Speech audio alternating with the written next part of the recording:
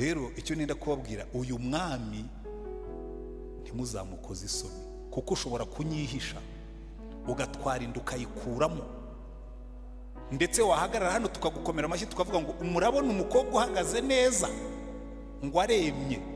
Yesu arimo kuvuga ngo aremye, arahetamye. Hano mu ijuru arahetamye, nubwo ku isi yemye ariko mu ijuru arahetamye.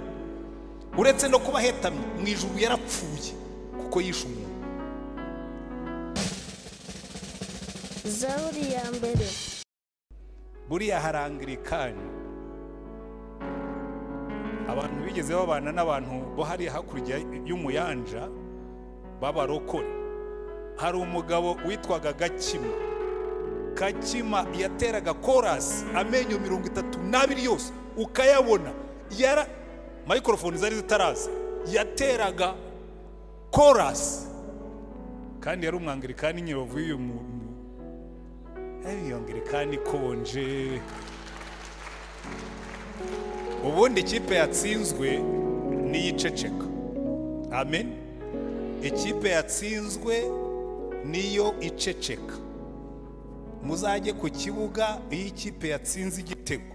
Ndabizi bamwe ntimujya mufungura televiziyo kuko murakizwa cyane, ariko abagabo benshi ndabizi twe turacyari abanyabyaha tureba umupira. Ariko muzarebe iyi kipe itsinze igitego abantu bose bariyamirira.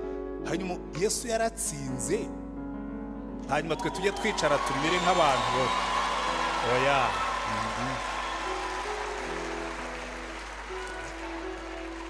Jewe iyo ntangiye kuvuga Yesu numva hari ibintu bitogota muri jewe, umva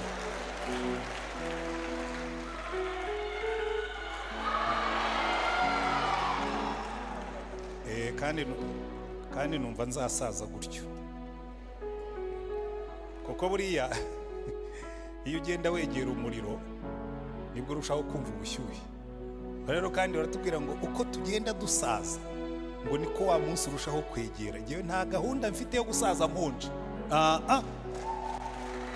Abafite gahunda yo kugenda mukonja, ibyo ni akazi kanyu.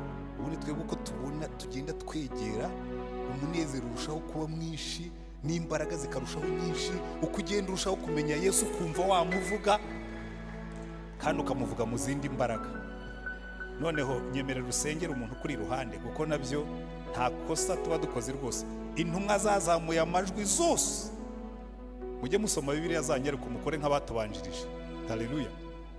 Hanyuma dusenge ngo zarasenze aho bari haratigita huzura umwuka. Haragiye twigira ku birenge bikonje, abandi twigira ku birenge by'umuriro. Abantu basengaga ibintu bigakoreka. Reka rero dusenge Imana, usengera umuntu kuri iruhande, kandi ibi simbikora mu buryo bw'umuhango. Amen. Hari n'ibintu abantu iyo babimbwira ngo itorero ryacu musigaye mwararigize igipantekote, nkababwira n'ubundi angirikani yavukiye mu gipantekote. Abatubanjirije barasengaga bakuzura umwuka.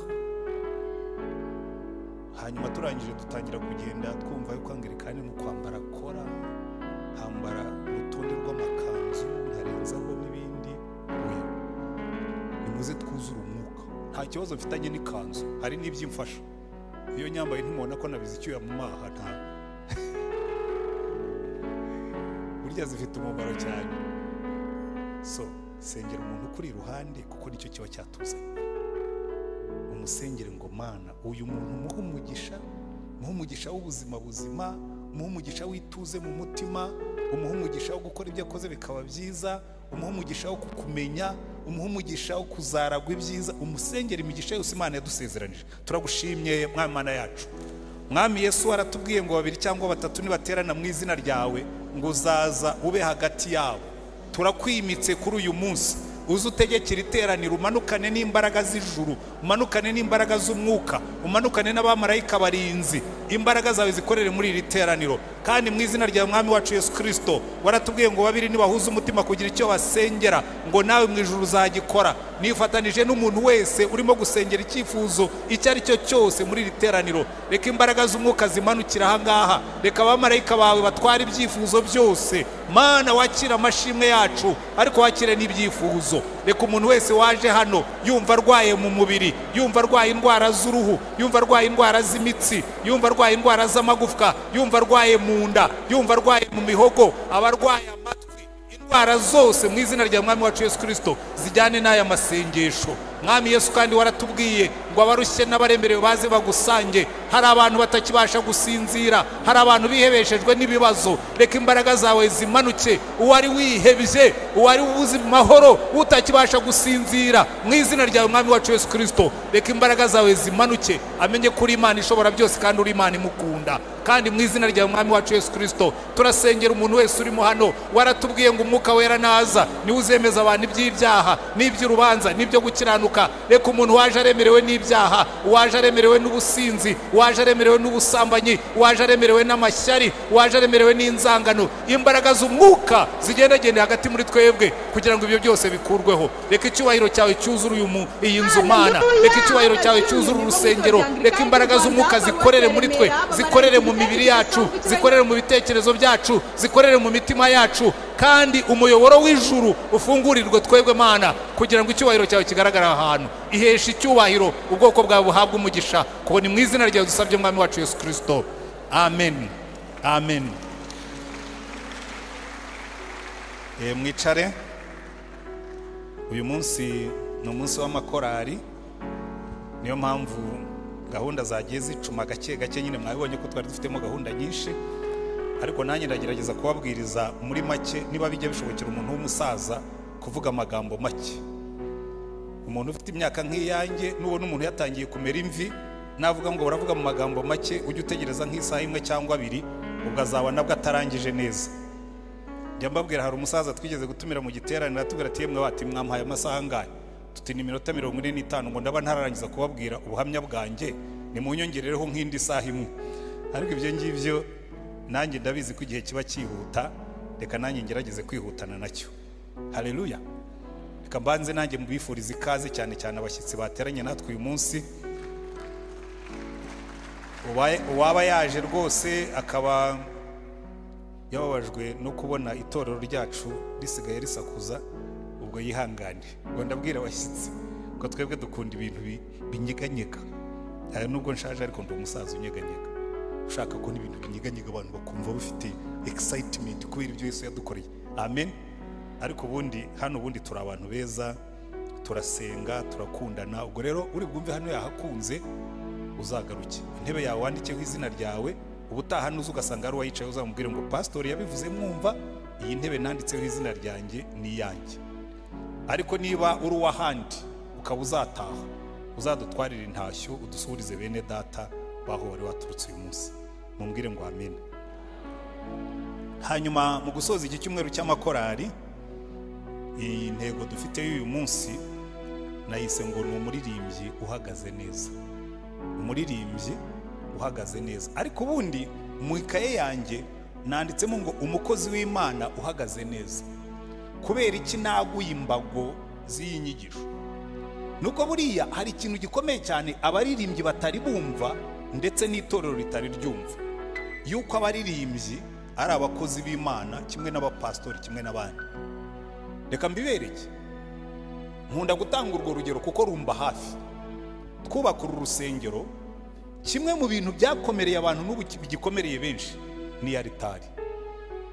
Abantu bavuga iyi korari, izi worship team zikandagira aritari y'Imana, ntabwo ari Anglikani. Ahubwo rero iyo sinzi, mushobora kuba mutarabyumvise neza. Ubundi cya mbere, ntabwo ibirenge by'Imana biba hano. Wenda umuntu atinye ko azayikandagira ibirenge nakomeza kwisunika cyane. Iyi ni aritari gusa, aha ni imbere. Ubundi Imana iri aha hose, niyo tugendamo, niyo tubamo.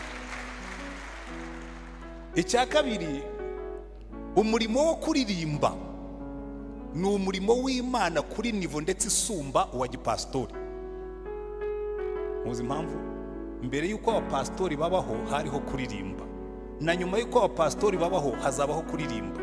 Kuko mu ijuru ntibabwiriza, mu ijuru ntibayobora, mu ijuru ntibambara amakanzu ariko tuzambara nk'ay'abamarayika cyangwa yacu, ariko mu ijuru bararirimba. na mbere yuko batangira kubwiriza, kuko burya kubwiriza no kwigisha byazanywe n'icyaha. Ariko mbere yuko icyaha kibaho, mu ijuru abamarayika bararirimbaga. Niba musoma Bibiliya zanyu neza, ndetse Satani yari umuyobozi wa worship team yo mu ijuru. Muzasome Ezekiyeli 28 barabibwira neza. Satani yari umuyobozi wa korali ziririmbira Imana. Nimusoma mu byahishuwe aho batwereka mu ijuru uko bizaba bimeze, inshuro zose uzafungura ibice bivuga mu ijuru, ibyahishuwe igice cya 7, ibyahishuwe igice cya 5, ibyahishuwe igice cya 4, ibyahishuwe igice cya 19, hose tubona mu ijuru ibizima n'abakuru n'abamarayika barimo kuririmba kandi bavuga ngo amajwi aranguruye. Rero buri iyo turanguruye amajwi tukaririmba tugasakuza, we are bringing heaven down to earth. Tuba turimo kumanura ijuru. Haleluya. Shamwe ijuru habaye agasako. Muzabumbure Bibiliya zanyu, musome mu byahishuwe igice cya 5, ngo numva amajwi y'abamarayika ngo bari inzovu, inshuro inzovu n'agahumbi n'agahumbagiza, ngo bavuga amajwi aranguruye arenga. Rero Imana ntabwo igira ubwoba bw'amajwi. Ikigira ubwoba bw'amajwi ni ibishwi n'inyoni n'ubucurama. Buryo urusengero rurimo ubucurama, iyo abantu bazamuye amajwi nk'uko dusenga, ubucurama nibwo bwa mbere buguruka, kuko ubucurama ntibujya bwuzura n'ubusabe. Menya n'amadayimoni abugenga ahita ajyana nayo. Ariko nimureba kuririmba, icyo nibwo kubigisha ni iki ngiki. Kuririmba ni umurimo w'Imana. Kuririmba ntabwo ari ibintu. Abantu benshi ubona kuririmba babihaye agaciro gake, n'abaririmbyi namwe ubwanyu mubiha agaciro gake. Reka mbibere iki impamvu. Nimutumira abaririmbyi ngo baze mu masengesho, ntabwo bazaza. Reka nzabatungure rimwe. Umwaka utaha muzabe mubyiteguye. Nzajya mbahamagara mbabwire ngo kuwa 5 worship team Shalom, mwese nzararana amasengesho namwe, muzareba bazi uko bangana, muzatangara. Bamwe bazatangira kubwira umva narwaye umutwe, ndatangira kubwira jewe ndwaye iryinyo, ndatangira kubwira narwaye mu nda, ndatangira kubwira ejo nzajya mu bukwe. Bashaka impamvu nk'igihumbi n'ijana yo gutegera ijuru, kuko ntibaza agaciro ku murimo wabo. Halo, ndababeshye, ntimujya mutumira amasengesho ugasanga haje abantu 5. Umwaka utanze abatungura, mbabwiye bitari byaba, kugira ngo imvura nigwa mutazavuga ngo badutunguye. Nzajya ngira gutya mbatungure mbabwire kuwa 5 utaha korari iyi n'iyi muzazi, hanyuma mbabwire ngo abataje mwe mubahaye konji kugeza igihe bazumva icyo bari cyo. Halo, kuko uyu murimo ntabwo ari umurimo w'abantu, uyu ni umurimo w'Imana, kimwe n'uyu murimo nkora wa gipastori. Iyi kanzu ya gipastori ntabwo iruta ikanzu ya worship, kuko twembi dukora umurimo w'Imana. Umwe ababwira ijambo ry'Imana, abandi bakabazamura mu ndirimbo bakabegereza Imana, kuko kuririmba byahozeho mbere yuko kubwiriza no kwigisha biza, kandi na nyuma yo kubwiriza no kwigisha kuririmba bizaba bigihari. Nimufungura Bibiliya zanyu, ntabwo muzabona mu ijuru babwiriza, ariko muzabona mu ijuru baririmba. Haleluya. Byo mushaka mu byakire, iryo ni ijambo ry'Imana. Kuririmba nk'umurimo w'Imana, umuririmbyi, umukozi w'Imana uhagaze neza. Reka mbanze mbabwire yuko abakozi b'Imana bose bagira ibyo basabwa. Niba ugiye kuba umuririmbyi unezeza Imana, hari ibyo usabwa.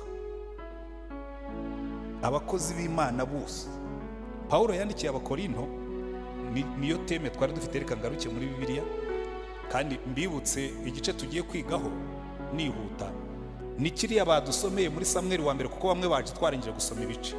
By the way, hari akantu ngiye kuzahindura, muzabimfashe. Tugiye kujya dusoma ibice straight mbere yuko twigisha ijambo ry'Imana, kuko hari abantu baza bagasanga twarangije gusoma ibice, wowe ukigisha nk'aho abantu bose bari bahari mu bisoma kandi batari bahari. Tujye tubisoma, kuko guhindura iyo gahunda ntacyo byica. tujye dusoma ibice tugiye kwigisha kugira ngo noneho abantu bose babe bahuje umutima babihuriyeho. Ariko reka tugaruke mbanze mbabwire ibice turi bwigeho.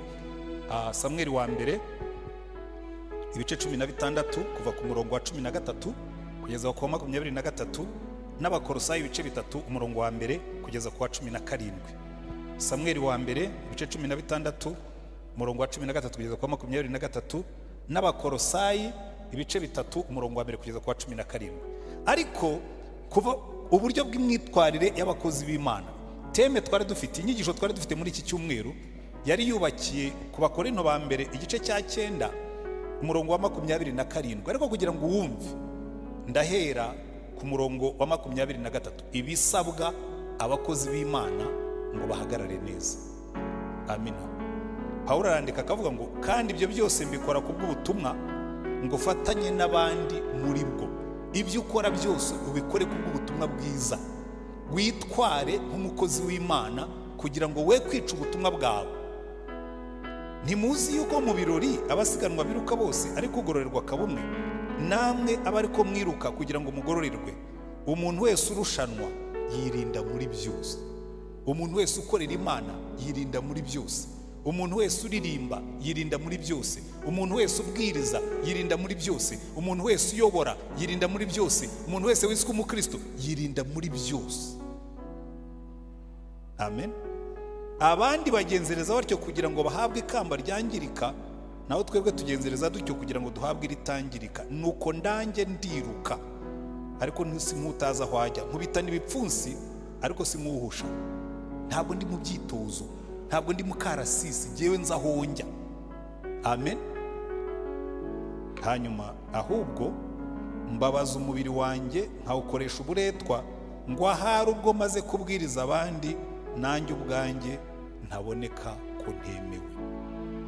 Niba uririmba hano utazaboneka ko utemewe.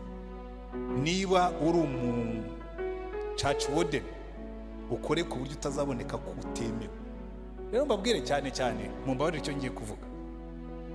Church wardens n'amakorali akenshi iyo mirimo ikorwa n'abantu bakiri batoya. Birambabaza, bikanambabaza cyane. Iyo mbonye umuririmbyi muri korali yateye inda,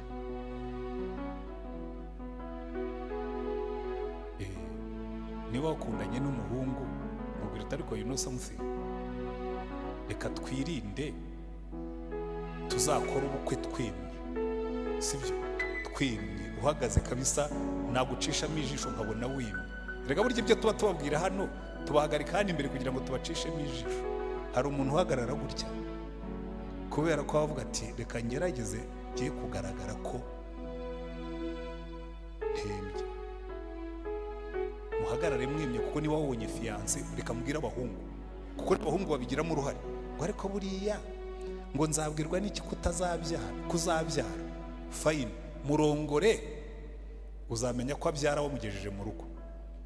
Ariko kubanza gukora, ese ubundi ukoze experimentation ntatwarinda, uzamureka? Ubugoryi gusa, ubugoryi made in hell.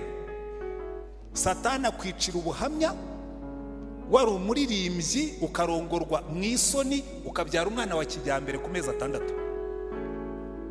Zabo twita ba kijyambere, umwana wa kijyambere uvukira amezi 6.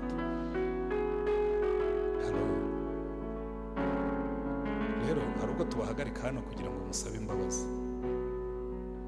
Nibura ibyo biraruta. Hari n'abajya badusaba ngo rwose ngo bari abantu ngo baba batwise ntimukabasezeranye. Nkabwira ntoya, ngewe business yanjye si yo gukoza isoni, niyo gufasha abantu kwihana. Ihane, usaba imbabazi, tukubabarire, usezerane. Ariko mbwira abakiri bato batari babikora, muzi ko ari ba muri biriya bintu. Umuntu iyo yagize Imana wamuteye inda akamurongora, kumuhana ubukozi kosa, kuko ntabazo ubundi uhana umuntu ngo atazongera gukora icyo kintu. None se ko agiye kurongorwa ubundi azongera kubikora ryari? Finished. Ntazongera guhanirwa gutwara inda, ahubwo natwara inda tuzajya tuvuga ko ari umugisha. Ariko niyihane yuko yakoze ibyo atagombaga gukora, cyane cyane ubwo muri abaririmbyi. Sibyo? Abarimo hariya bose uretse bake mbona b'abadamu, abandi bose ni inkumi. ziririmbana n'abasore ntimuzadukoze isoni. Iwacu baravuga ngo ntimuzadushwaze. Hirya iriya hafi y'iwacu warakoze kutadushwaza.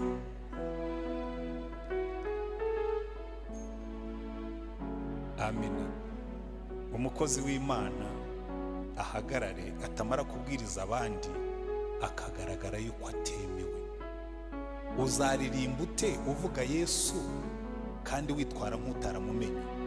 Uzabwira abandi bemeza ute ko ufite Yesu kandi urimo gukora ibyo yakubujije? Umva handi Paulo yandikiye Abakorinto nanone mu gice cya 4. Iyi ni imyitwarire y'abakozi b'Imana bahagaze neza. Aravuga ngo nuko rero, umurongo wa mbere mu gice cya 4 cy'Abakorinto, nuko rero abantu bajye badutekereza yuko turi abakozi ba Kristo. Haleluya. Abaririmbyi mu byandike muvuge ngo nuko rero, nugenda mu nzira abantu bajye bagutekereza ko uri umukozi w'Imana, bajye badutekereza ko turi abakozi ba Kristo, n'ibisonga byeguriwe ubwiru bw'Imana. Kuvuga ngo n'abantu begera Imana bakamenya amabanga y'uburyo abantu b'Imana bitwara. Ibisonga byeguriwe ubwiru bw'Imana, kandi ibisonga bishakwaho kuba abanyamurava. Ibisonga bigira bite? Bishakwaho kuba abanyamurava. Umunyamurava, faithful, ni umuntu utica amasezerano. Twasengeye abaririmbyi hano, tubategerejeho kutica amasezerano. Muzakoze Imana isoni. Noneho umurongo ukurikiyeho Paulo akavuga ngo nicyo gituma kuri jye bitagira icyo bintwara rwose gucirwa urubanza namwe cyangwa n'abanyarukiko b'abantu, kuko ndetse nanjye ubwanjye nticira urubanza, kuko ari ntacyo niyiziho. Nyamara si cyo kinsindishiriza, ahubwo umwami niwe uncira urubanza. Hari igihe ku isi bagukomera amashyi, mu ijuru bavuza induru. Umwami niwe uducira urubanza, kuko niyo wahisha. Nababwiraga ibyo abantu bashyingirwa batwite. Nkiba pastori, abantu bamwe barambwiye ati rwose tugize Imana haje umupastori w'umurokore nkawe, turizera ko nawe ugiye gushyiraho system bariya abakobwa barongorwa batwite. Ndababwira nti nimugarukiriza aho ngaho. Ntabwo nzigera mbasaba ikimenyetso cy'uko utwite cyangwa udatwite. Test de grossesse not me. Kuko nubundi icyaha si ugutwita, icyaha ni ugusambana. Uyu mujyi urimo incakura z'abahungu n'abakobwa bajya gusambana bakambara kapote, bajya gusambana bakanywa ibinini, n'inda yaba yagiyemo bakayikuramo itararenza amezi 2. Umukobwa umwe yarambwiye ati rwose hari ibinini unywa ukamera nk'ugiye muri regre bikaba birarangiye. Ubwo n'ubwicanyi bakobwa banjye. Kandi Paulo aratubwiye ngo uducira urubanza ni umwami wacu. Umva nkubwire, uzagenda abantu bagushima babona uri inkumi ariko warakuyemo inda. Yesu akubwira ngo no, nubwo bagushima giye nifashe kwitama na rume. Uducira urubanza ni umwami wacu. Urubanza rw'abantu ntacyo ruvuze. Uducira urubanza ni umwami wacu. Turi abakozi b'Imana. Bigeze kubibwira umuyobozi wanjye mu itorero nkiwa pastori.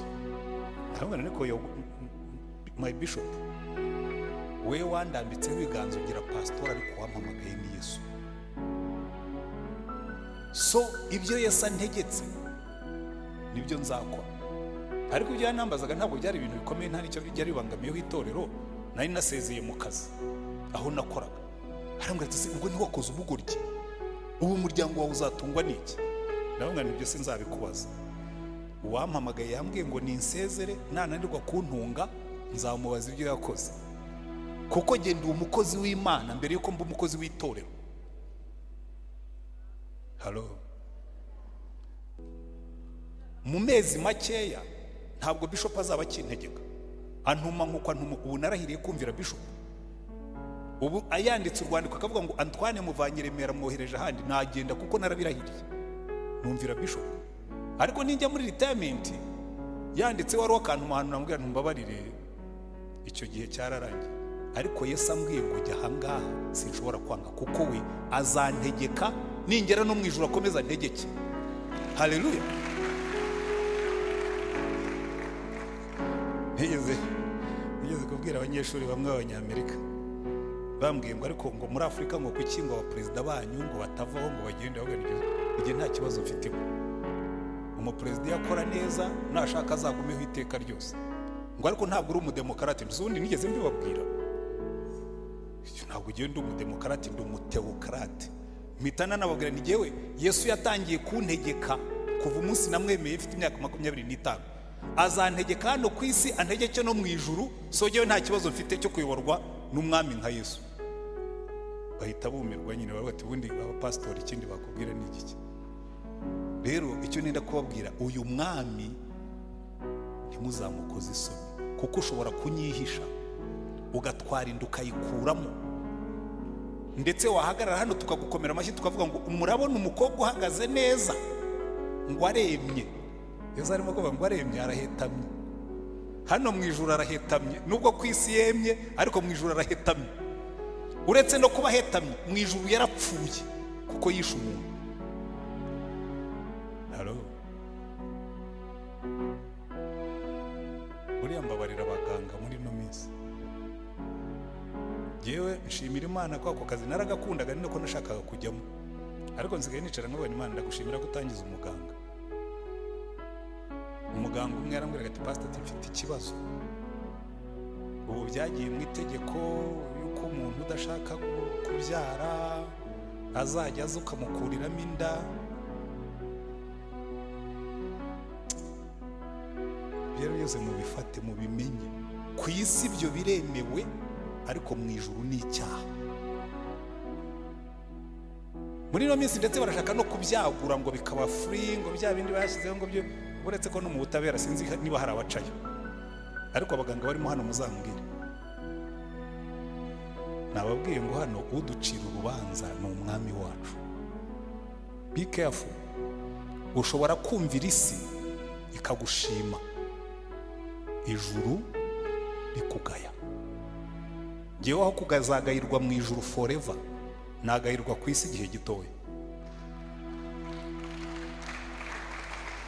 Kuko reka icyo nkiveho, irindi bwiriza ry'abakozi b'Imana kuko harimo menshi.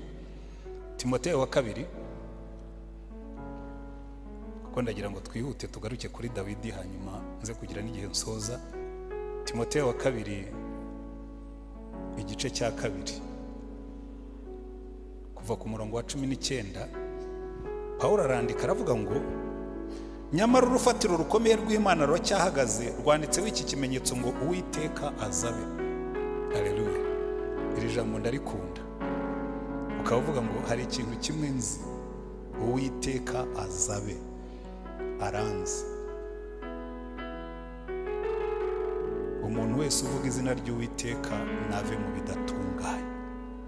Haleluya. Uhagarare neza, umuntu wese uvuga izina ry'Uwiteka nave mu bidatunganye.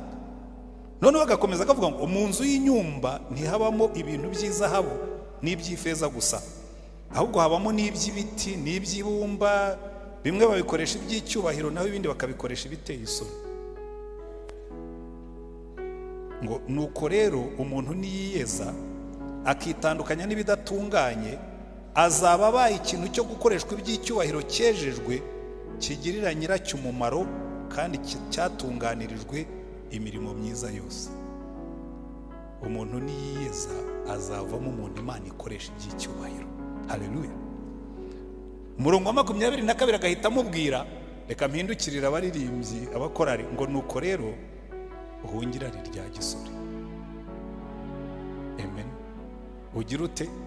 Uhunge irari rya gisore, uba ikintu Imana ikoresha, uba umuntu Imana ikoresha iby'icyubahiro, kandi si mwebwe mwenyine mbwira, n'abandi twese. Haleluya. Ko turaje tubigereho. Noneho iyo umaze gusoma aya magambo utangira gushaka umuririmbyi. Nashatse muri Bibiliya ndavuga ngo reka nshake muri Bibiliya umuririmbyi mwiza, hanyuma mbona Dawidi. Dawidi buriya ni umuntu w'icyitegererezo, nubwo yagiye akora amakosa, ariko hari ikintu kimwe cyiza cya Dawidi. Ubundi iyo umuntu avuze Dawidi, ikintu gihita kiza mu mutwe ni iki? Dawidi na Goliyati yari umwami, ariko abantu benshi uvuze Dawidi bahita bumva Dawidi na Goliyati, Dawidi na Goliyati, kuko no mu isi ukuyemo na hano mu buryo bw'itorero, ku isi iyi ikipe ntoya, reka tuvuze igiye kufashe nk'ikipe nka Gasogi FC, ukayijyana gukina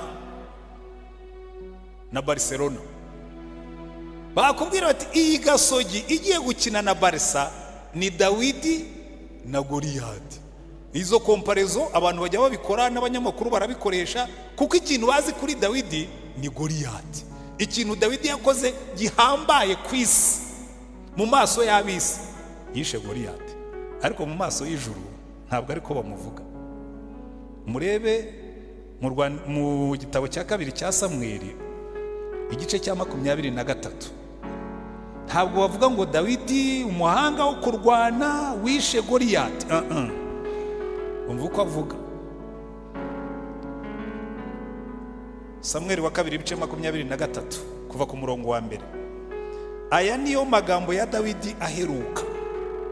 Murabizi abantu bose iyo umusaza ashaje agiye gupfa, abicaye iruhande rw'igitanda cye bakumva amagambo ye ya nyuma, barayazirikana, ndetse muzumva iyo twagiye gushyingura akavuga ngo mbere yuko apfa yaratubwiye ngo, mbere yuko apfa yakundaga kuvuga ngo aya niyo magambo ya nyuma ya muzehe. Amen. Aya niyo magambo ya nyuma ya Dawidi. Umva ko avuga ngo aya niyo magambo ya Dawidi aheruka. Dawidi mwene Yesaya washyizwe ejuru aravuga ati, Uw'Imana ya Yakobo yimikishije amavuta, umuhimbyi w'igikundiro wa zaburi za Isirayeli. Haleluya. Dawidi aravuga ngo niba mushaka kunyibuka ikintu nazanye gitandukanye n'ibindi, nuko nari umwami uririmbira Imana. And it's true, Dawidi yari umwami utandukanye n'abandi. Uzi umwami uririmba, uzi umwami ucuranga, uzi umwami ubyina. Reka mbereke, njya mbisetsa abantu nkababwira nti ubu ngubu ninjya muri retirement nzahimba nk'indirimbo nkesha nanjye nkorera umuco. Abantu bagaseka bakavuga ati pastor, kuko wahagarara ugafata gitari ugacuranga, kubera iki? Ntabwo bumva ko umupastori nkanjye yaririmba. Ariko noneho mutekereze, komparezo ngiye gukora ntabwo ari agasuzuguro, ntabwo ari ukugaya. Mutekereze nka perezida wa repubulika yababwiye ati ngiye kuririmbira Imana, mwese muhagarare hano, ndatera korasi mwikirize. Believe it or not, ubyemere cyangwa kubyemera, byajya mu binyamakuru ko perezida wacu ntabwo ari perezida ubonetse wese. Uriya ntabwo abantu bamwe bazi uwo ari we, ntabwo ari perezida ubonetse wese, ni perezida uzwi ku isi ko ari serious, very serious. Ejo bundi yarabyivugira ati niba hari abantu bakunda ibintu by'intambara bazaze bambaze, hari icyo nyiziho, nta munezero uyibamo. Na Dawidi icyo tumuziho yari serious mu by'intambara, ariko akavuga ati buriya ntimbumuzanyibukire kuri ibi ngibi, munyibukire ko naririmbye indirimbo zihimbaza Uwiteka. Ndababwira byaba news. Dawidi ikintu afite cyatumye ibi ngibi ari by'Imana imwandikaho, nuko Imana yavuga ngo uyu mwami, hari abandi bami barwanya intambara barazitsinda, hari abandi bami bafashe ibihugu barabihindura, ariko uyu mwami hejuru yo kurwana intambara akazitsinda, hejuru yo gutsinda Goliyati, hejuru yo gutsinda abanzi bose, nta rugamba na rumwe Dawidi yigeze atsindwa. Ariko yongeyeho ikindi abandi badakora, umuhimbyi w'igikundiro wa zaburi za Isirayeli. Haleluya. Muranabyibuka hari igihe yabyiniye Imana muri Samweli wa kabiri ibice 6 ngo yazanye isanduku y'Imana ayinjije muri Yerusalemu, ngo araza areba ukuntu barimo kuririmba, aravuga ati murimo murica gahunda, ni mu ntize hopa rero. Uretse ko ntazo bari bafite icyo gihe, bateraga amajwi nka ya indi nahoze mbubwira babasaza bagakima, bamwe batereraga hejuru, Kakima yaramburaga umusaya ukabona amenyo yose uko ari 32, ariko agatera ku buryo n'abari hirya ku ishuri babyumva, bamwumvaga. Naramukundaga cyane. hariho abantu batera erega ubu twatangiye kubwiriza ubutumwa ibi byuma bitaraza. Abantu bajyaga bicara bakagera nko hirya ku ishuri ukarangurura ijwi ukabwiriza nta byuma ufite, haleluya, ukazamura ijwi ukavuga cyane kandi abantu bakumva, kandi wahamagara bihana bakaza. Ariko ibi byuma byarakoze bituma tudasarara. Kenshi watahaga wasaraye bakagushakira ibyangombwa byose byo kugira ngo amajwi agaruke. Dawidi nta mikrofone afite abantu 30,000 abajya imbere abaterera chorus, nimushime Uwiteka kuko ari mwiza, agahindukira karirimba kandi akanabyina, abantu bakikiriza ngo kuko imbabazi ze zihoraho iteka ryose. Haleluya. Umwami nk'uwo nguwo nta kuntu Imana itamwishimira. Ariko ngo umuntu wari umenyereye protokoli witwaga Mikali, kuko yari yararerewe ubwami, azi uburyo abami bitwara muri dignity nyinshi. Hari umugabo watwigishije ejo bundi, Theogene Arias Nzahuke, yaratubwiye ati burya umuntu wese agenda nk'ikiciro arimo. Ati iyo umuntu agenda amaze kuba umukire, ati ubundi aba yaragendaga yihuta, atari ko yamaze kuba umukire atangira kugenda nk'umukire. Iyo rero ubaye umwami ho ugenda muri dignity ya cyane.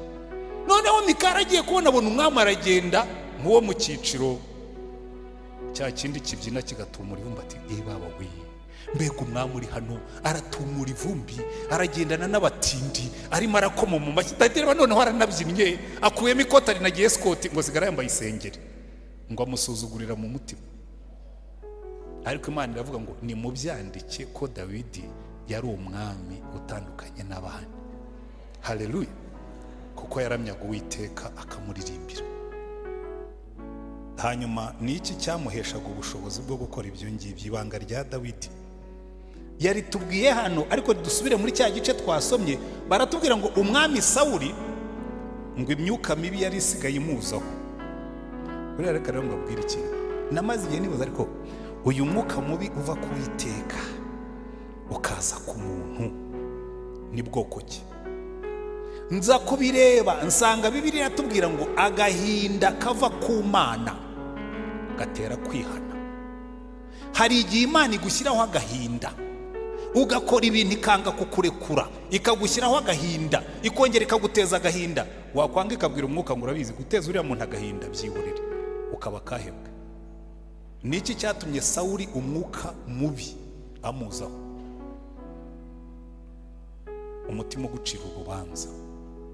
Iteka ryose iyo wakoze ibidakwiriye, umva abantu b'Imana mwicayemo hano, hari abantu imyuka mibi irimo kugendaho, atari kubera ko ari imyuka mibi yindi, umutima urakurega, umutima ukagucira urubanza.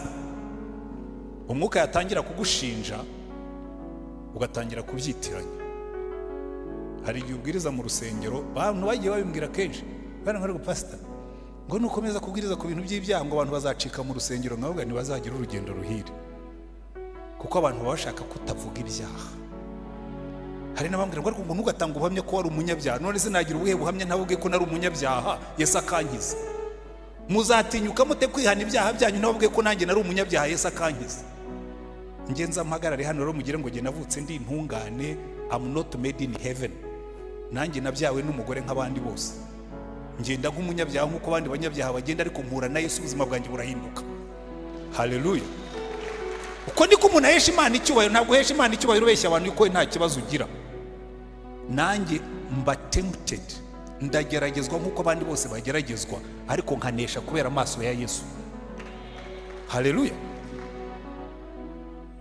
Kuko hari igihe umuntu yibwira ngo ba pastori bo rero bambe ngo bafite akacu babamo ngo Satani atageraho. Twese tugenda ku isi, kandi aho tugenda hose haba imyuka mibi, ariko hari ukunesha kuva mu kumenya Yesu. Haleluya. Dawidi rero, Sawuli uriya mwuka mubi wamujyagaho, bamwe muri mwebwe bariho benshi ubariho, umwuka wicira urubanza kubera ibyaha wirirwamo, umwuka wicira urubanza kubera ubuhemu bwawe, umwuka wicira urubanza umugore aragenda agahemukira umugabo, hanyuma abantu ntibabimenye, n'umugabo ntarabukwe, ariko mu ijuru umwuka w'Imana ntazaguha amahoro. Nta mahoro y'abanyabyaha niko Imana ivuga. Umugabo aragenda agahemuka akigira na jyuwa, agafata telefone agakoropa ukabundabunda ukasibasiba, ariko umwuka w'Imana akabwira ngo sibasiba, ariko mu ijuru ho ntibisiba, kereka wihana. Amaraso ya Yesu yonyine niyo asiba ibyaha. Bantu murimo kugenda mwanga mucecekesha umwuka w'Imana, umwuka w'Imana akakubwira ati wa mugabo, ibyo bintu urimo gukora yewe ubundabunda mu rugo rutari urwawe, nuvayo uzavanayo umwuka mubi ukubuza gusinzira. Nuvayo uzavanayo umwuka mubi ugutera umunabi, ukaza wirakaje, ukaza wabyimbye amazuru, ukaza wabyimbye amatama, ukaza uhekenya amenyo ngo batakubaza iyo wari wagiye. Halo, ko mucecetse cyane, sibyo? Ntimubizi? Ntimubibona? Umwuka mubi ngo yavaga ku Uwiteka, ngo dore umwuka mubi uva ku Mana ni uguhagarika umutima. Uguhagarika umutima. Abahagaritse umutima mwese, hari abahagarika umutima kubera ko bifite ibibazo by'imibereho, yibaza aho azakura amafaranga yo kwishyura nyir'inzu, igisubizo cyanyu kiri ahandi. Ariko hari n'abahagaritse umutima kubera ibyaha murimo. Ntawe nshinja, ntawe nzibye, ariko umwuka w'Imana we ntazagukundira. Ariko numucecekesha, umunsi umwuka w'Imana yacecetse, umutima wawe bakahebwe, niko Bibiliya ivuga ngo bari imitima yabo yabaye akahebwe. Ariko nabwo nta mahoro y'umunyabyaha, niko Imana ivuga. Noneho babwira Sawuli bati shaka umuntu, ngo ushaka umuntu uzi gucuranga. Abaririmbyi, mushaka umuntu uzi gucuranga. Uko bamurangiye ngo tegeka abagaragu bawe bakuri imbere bagushakira umucuranzi w'umuhanga, maze umwuka mubi uva ku Mana naguhangaho ajya gucurangira ukire. Nuko Sawuli abwira abagaragu bati nimunshakira umuntu uzi gucuranga neza mumunzanire. Umuhungu umwe aramusubiza ati nabonye umuhungu wa Yesaya w'i Betelehemu, ni umucuranzi w'umuhanga, ni umugabo w'imbaraga, ni intwari kandi ni umurwanyi, aritonda mu byo avuga, ni umuntu w'igikundiro, kandi Uwiteka ari kumwe nawe. Hari ibintu bibiri bavuze kuri Dawidi: afite ubushobozi, he is competent, ariko afite na character, afite imico mizima. Haleluya. Abantu bose muzabona muri Bibiliya Imana ishima. Hari igihe umwami witwa Berushaza muri Daniel mu gice cya 5 yaravuze ngo abonye Daniel amubwira ngo Daniel, numvise bakuvuga. Halo, barabavuga ngo iki? Hanze hari kera tukiri abasore twarabirasi cyane kuko twakoraga siporo, twari dufite ikipe ikomeye ya basiketi, twari dufite ikipe ikomeye ya volley, twari dufite ikipe ikomeye ya atletisme.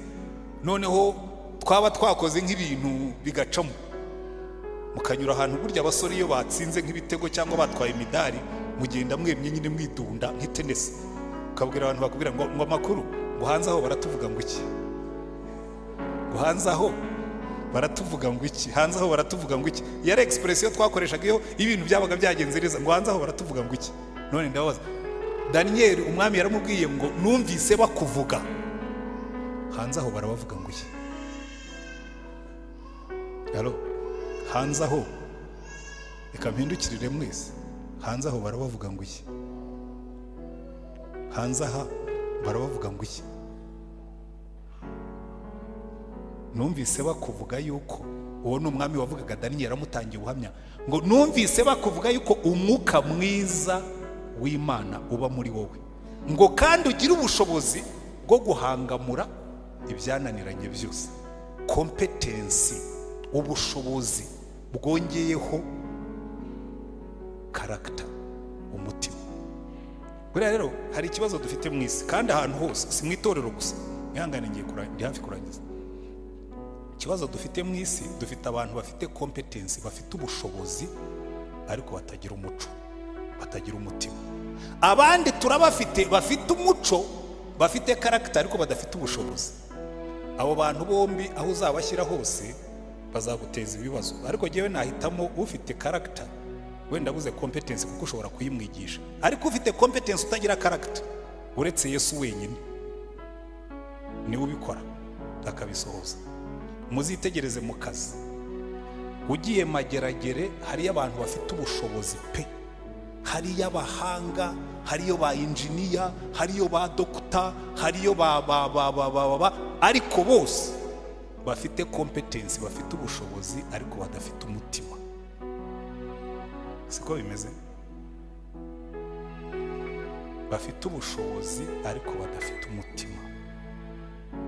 Bene data muri hano, iyi Imana yaguhaye ubushobozi, hariho ubushobozi bugera kuri butatu bwica abantu. Hari ubushobozi bw'umubiri, ubushobozi bw'umubiri ukabone kuri umusore ufite imbaraga kandi mwiza, ubwo ni ubushobozi bw'umubiri. Udafite umutima buramwica. Niyo mpamvu Bibiliya iravuga ngo umugore mwiza w'uburanga udafite umutima. Haruzi uwo mugani wa Salomo ngo ameze nk'impeta y'izahabu bakwikiye mu izuru ry'ingurube. Ntabwo uwo mugani ari wawuciye, ariko icyo bashaka kwerekana ubwiza bwawe Imana yaguhaye iyo utongeyeho umutima ubuziringa mu mwanda, kubera ko abantu bose bashaka kubukoraho. Ahubwo njye mbabarira abakobwa beza bagenda muri uyu mujyi, kuko uyu mujyi wuzuyemo abashumba b'ingurube barahari benshi. Yakubona akavuga atari ku ngubu nawe ashobora kuba ari muri ba bandi bafite uburanga ariko badafite umutima. Ntabwo hari ufite nkagutwara unjyana hese ko ndi iwacu, akakubona ati bose wampaka nimero kawe tukajya tuvugana, kuki ushaka nimero yanjye ndi umugore wambaye impeta. Ibi mbabwira byose ni ibintu ufitiye gihamya. Umudamu umwe mu dusenga nta rwose wifitiye uburanga bugaragara, umugabo yamugiye inyuma aramukurikira akamubwira ati mbi nimero, yamubwira ati jewe ndi umugore ufite umugabo kandi ndi umurokore, ngo ariko nawe dushobora kuganira. Muganira iki? Urashaka kungira ingurube, jya kuragira ingurube zawe, jewe windagira. Ubundi bushobozi Imana iduha n'ubushobozi bw'ubwenge, nibwo buduha amadiplome, ukabona masters, ukabona doctor. Iyo ubufite budafite Yesu, it's a recipe for mageragere. Niyo nzira ya bugufi yo kujya mageragere. Ufite PhD, ufite masters, baguhaye akazi ariko nta mutima ufite, uzatangira wiba amafaranga tugusange mageragere kandi wari umuhanga. Muzajye kuyisura muzabone ko ibyo mvuga bifite ishingiro. Sibyo? Ubushobozi bwa gatatu tugira ubushobozi bw'ikashi. Mbega kashi ngo zirica abantu. Umugabo azamukana n'umugore bacuruza agataro, umugore agacuruza agataro, umugabo arimo gucuruza utuntu ajya kurangura za rugende, bakageraho bagashinga iduka, bakaba baguza akamodoka, bakaba bageze Dubai, yavayo ati uno mugore ntahuye n'igihe ngezemo. Ubushobozi bw'amafaranga bukaba bwisha umuntu. Aro abishwe n'amafaranga muraho.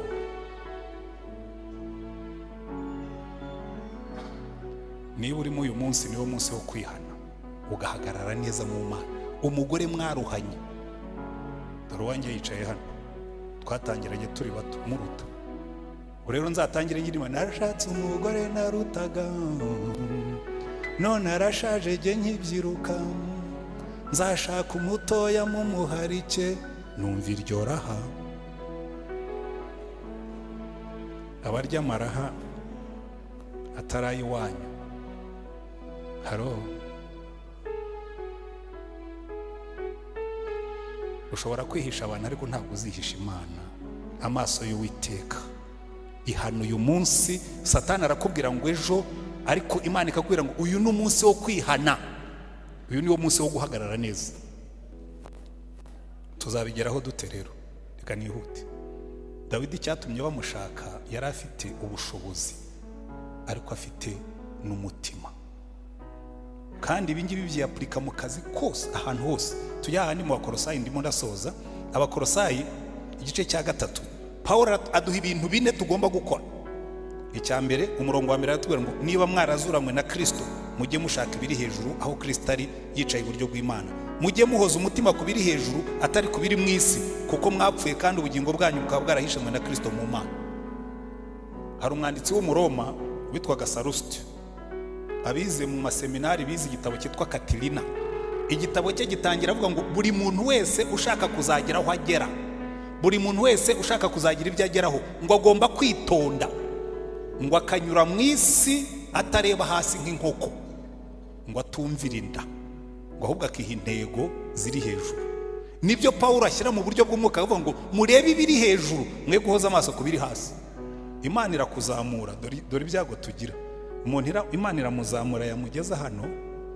Murabona ahangaha mpagaze, uwo mwese ndabareba, ndabona amasura meza y'abagore beza n'abakobwa beza, ndimo ndabona amasura y'abantu bashobora kuba bafite amakashi n'ibindi nk'ibyo. Ibi mba mbareba mwese, uko Imana ikuzamura ni kurushaho kubona abantu. Noneho Imana ikakubwira ngo kura amaso ku biri mu isi urebe hejuru. Haleluya. Ujya unyura mu isi nk'ujya mu ijuru, we kunyura mu isi nk'umanuka ujya hasi, niba warazuranywe na Kristo. Kuko iyi si tunyuramo abagore beza bazahahora. Nari mutoya none ndashaje, narababonye nkiri umusore, n'uno munsi ndacyababona nkiri umusaza, ariko jyewe amaso yanjye atubiriye mu ijuru. Ntabwo nzagenda nkebakeba, kuko ntabwo amaso yanjye nyahanze ku biri mu isi, nyahanze ku biri hejuru, aho umwami wacu ari. Ko ndi icyaremwe gishya, nazuranywe na Kristo. Umugore umwe arampagije rwose, sibyo? Kuko jyewe ndi mu nzira ijya mu ijuru, ntabwo ndi mu nzira igana hasi. Cya kabiri, Pawulo arababwira ngo kugira ngo ibyo muzabishobore, umurongo wa 5, mwice ingeso zanyu z'iby'isi, gusambana, gukora ibiteye isoni, kurigira, kurarikira n'imyifurize yose ari yo gusenga ibigirwamana. Ibi mu byice bye kuvugwa muri mwebwe, ubusambanyi, gukabakaba, gukorakora, kurigira, ibyo mu byice. Byo ni ukuvuga ngo nta nubwo byemewe, mu byice biveho. Namba 2, murebe ukuntu atondeka ibintu, umurongo wa 8, ariko mwiyambura ibi byose, kuko nabyo bibaho. Ejo bundi Theogene yaratwigishije, atwigisha ku kintu, ku mbuto z'umwuka. Nibyo Pawulo asubiramo akavuga ngo ibi mu byiyambure: uburakari, igomwa, gutukana, ntihakagira amagambo ateye isoni aturuka mu kanwa kanyu. Ntimukabeshyane, ubwo mwiyambuye umuntu wa kera n'imirimo ye, mukambara umushya uhindurwa mushya, kugira ngo agire ubwenge kandi ase n'ishusho yamuremye. So hari ibintu bimwe twiyambura, kuko umujinya wo ushobora kuwugira ndetse akaba ari n'umujinya ukwiriye, ariko gusambana no kwifuza byo ugomba kubyica, kuko byo nuko byaba bimeze kose ntubyemerewe. Amen.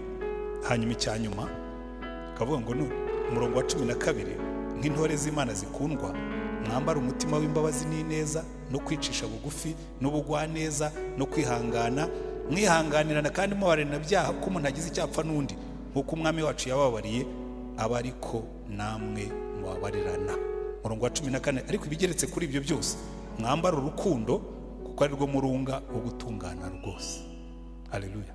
Ngira ngo iyi nyigisho Theogene yayitwigijeho cyane ku wa 5, uretse ko benshi mutari muhari, ariko umukozi w'Imana ushaka guhagarara neza, amen, hari aho areba tumbira mu ijuru, ukajya unyura mu isi bakavuga ati ariko kuri ibintu ufataho taho ngibyo ntibibayo, ariko si ibingibi byo ntibishoboka, ukamubwira ati ibyo ngibyo nabiteye umugongo, hari aho ndimo kujya, ntumbiriye mu ijuru. Haleluya. Akakubwira ngo hari ibindi mwice ingeso z'ubusambanyi n'ibindi mu byiyambure, amagambo mabi, umujinya, hanyuma mwambara ingeso, mwambara imbuto z'umwuka, murenzeho urukundo, hanyuma mugende mwemye muririmbira Imana, mubwiriza ubutumwa bw'Imana, kandi muhesha Imana icyubahiro. Amen. Wenda wicayemo hano uyu munsi, wumvise umwuka w'Imana avugana nawe ko yari wo munsi wawe wo kwihana, ugahagarara neza imbere ya Yesu. Haleluya. Erega tuzahagarara imbere ya yandi, tuzahagarara ngo bamwe bazazukira gukorwa n'isoni, kuko bibwiraga ko bihishe, ko bibwiraga ko ari inyaryenge, kuko bibwira ko ari abahanga, ngo bazazukira gukorwa n'isoni, ariko abandi bazazukira guhabwa ishimwe n'icyubahiro. Amina. Uzaba muri abo bombi, amahitamo na yawe. This is the day, this is the moment. Uyu ni wo munsi, iyi niyo saha yo guhitamo. Dusenge Imana. Ariko niba wumvise umwuka w'Imana avugana nawe, akakubwira ati muntu w'Imana, uva muri ibi ngibi, uzuhagarara imbere yanjye wenyine, bwira Imana, mwana ndaje, mukiza numvise ijwi yawe ry'imbabazi